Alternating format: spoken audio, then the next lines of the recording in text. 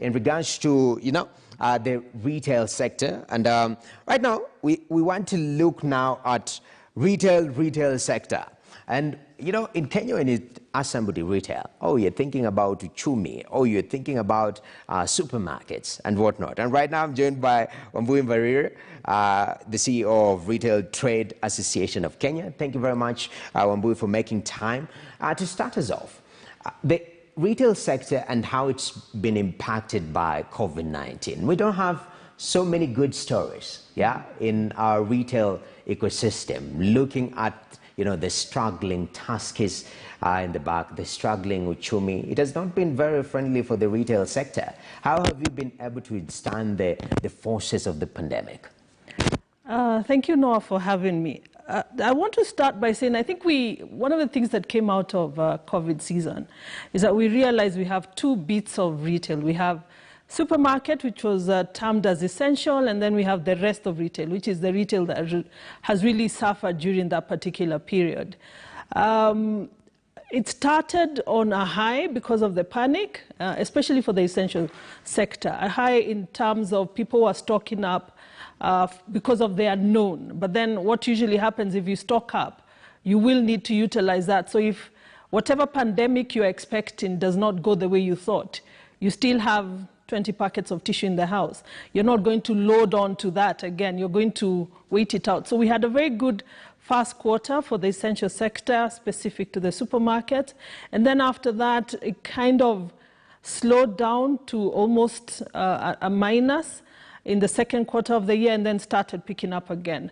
I can say we're back to about 60% of the figures of 2019, and we are looking to continue growing. Definitely, that is quite an improvement. I mean, but overall, as a sector, we saw actually, was it for the year 2020, 125 retail stores closed, major retail stores, then 13 opened. Quite a disparity right there. In this phase of recovery, are we seeing more stores opening? And are we seeing people venturing into new spaces, expanding retail out there? Yeah, and I think I'll start with the comment you just made, that retail in Kenya is usually assumed to be supermarkets. But yes, if I start with the fact that the association represents all of retail, which is furniture, fashion, eateries, books, optics, apparels, that's all part of the retail. So the essential continued to grow and has actually open branches, as you said.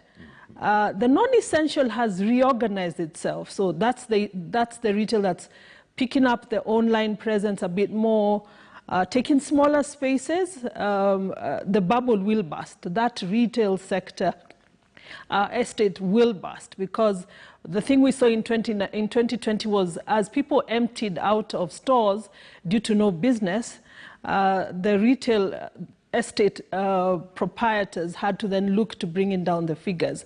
So to your report, that means people are now taking new spaces, maybe use the word rationalizing how much space you require, because then it's also cheaper, making sure you pick the right location for your business, even as you try and take up the online presence. Definitely. Actually, talking of the disruption of technology, right now, some people, it's just like working from home, Initially, pre-COVID, you had to come to the office. Then, at the moment you're told you will work from home fully, then you realize, oh, I can work from home fully. Is it also the same, nuanced kind of way that we're seeing retail with moving online, where we're seeing, especially the small, the micro, the small, and maybe some of the medium-sized, retail enterprises are going fully online and just finding maybe stores to operate within key areas? Start with a disclaimer. Online and brick and mortar yes, are complementing each other. They do not compete. They complement each other. There is an element of retail that will constantly have a big presence online. In our case, when I say in our case, I mean in Kenya, particularly the urban areas, what we have seen is FMCG has easily picked up onto the e-commerce sector. Based on the fact if I order sugar, I'll get sugar. If I order milk, I'll get milk. If I order jogo, I'll get jogo. It's very specific. So you can actually just give your list and you'll get what you're asking for.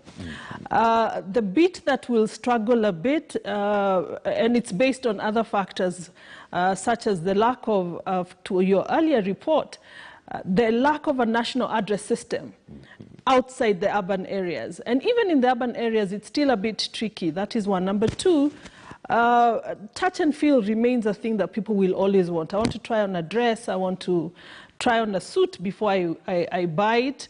I want to test the music system before I buy it. So they will complement each other. You can view what you want online, but for a long time to come, people will still walk into a shop and buy. And I always say, Amazon is a good example. They've just gone into brick and mortar.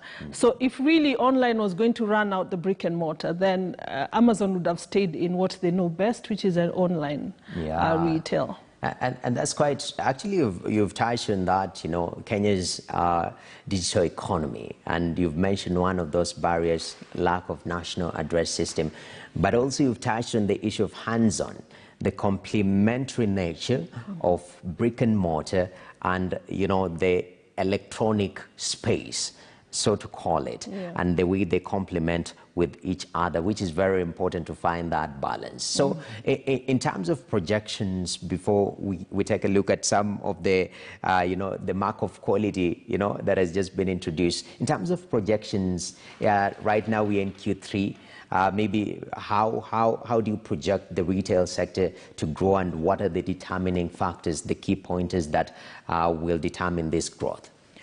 As I said, I think we're back to about 60% of 2019 figures. So recovery is slowly happening. What we are going to see is rationalization of spaces, going back to the basic model of a supermarket, which was more FMCG than furniture and fashion. So people will go back to doing that, focusing on the supermarket system more than having hyper supermarkets. I think at the same time you'll get a continuous growth in the online sector, and it will be modeled within our own sector. I don't know if you know about Copia Kenya, and Copia does e-commerce in our own sense, in terms of the challenges around infrastructure and the address system. They'll appoint an agent in a rural area, and you order online and they deliver to that particular spot, and then you collect from there. So I'm imagining that we'll see a bit more of that growing up, even as the government looks into having a national address system. I know those are discussions ongoing. And once that is done, the growth in both sectors will continue. Supermarket, we keep saying, formal sector is only 30%, so we still have a 70% opportunity to formalize and grow into larger outlets for the rest of retail. Definitely. And as we close up, since we can't let this, you know, swivel out of this discussion, the mark of quality case 1758, and this is in touch of on fresh produce in our retail chains. Maybe just touch on it, and what's its importance? What change is it bringing? Food safety is becoming increasingly very important. And we say if we can manage our food safety, I think we will go a long way in mitigating the cost of health in our country. One of the things we see, I mean, COVID is a consequence of food safety element, as is cholera, as is diseases like bilharzia.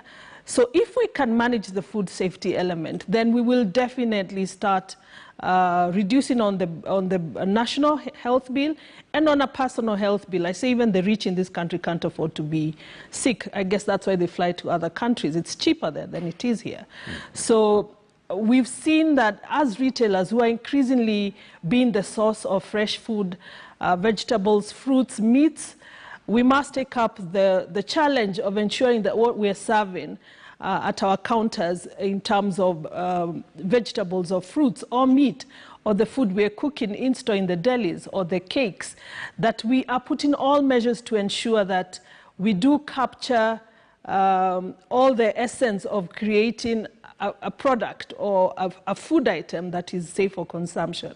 KS 1758 is a food code of conduct. Actually, it's not really a food safety standard. It's a code of conduct that that speaks to food safety, starting from how you grow it, how you store it, how you fertilize it, how you transport it, how you receive it in a store, how you store it in a store, how you handle it as it's been saved. So the mark of quality is a mark that will signify a product that has been system certified in regard to the produce that we are having within our outlets in terms of food, fruits and vegetables. Definitely, and that will be critical for a healthy consumer, even as we talk about post-COVID recovery, not only health-wise, but, you know, feeding healthily to be able to work properly and to prosper. Thank you very much, Wambui Mbarire, CEO of the Retail Trade Association of Kenya.